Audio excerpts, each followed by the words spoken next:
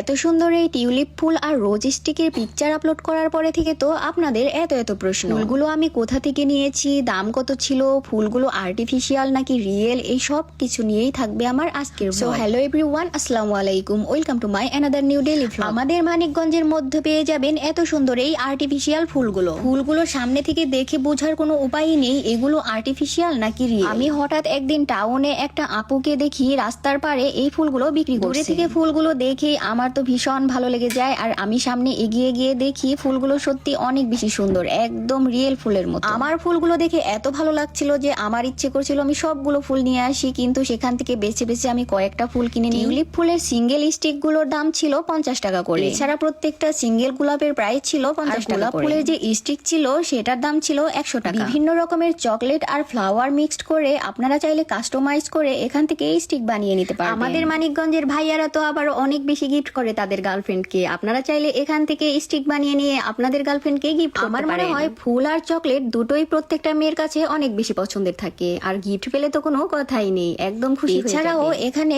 অনেক ধরনের আংটি ছিল যেটা আমার কাছে ভীষণ ভালো লেগেছে, এত কিউট এখন যেহেতু রোজার মাস, যে কারণে তাদেরকে এখন আপনারা টাউনে পাবেন না, এছাড়া তাদের সবসময় বয়েজ স্কুলের মাঠ প্রাঙ্গণেই দেখা যায়। আপনারা যারা যোগাযোগ করতে চান অনলাইন থেকে অর্ডার করে নিতে পারবেন। তাদের পেজটা আমার এই ভিডিওতে ট্যাগ করা আছে। সবাই ভালো থাকবেন, দেখা হবে নেক্সট ভিডিওতে। আল্লাহ হাফেজ।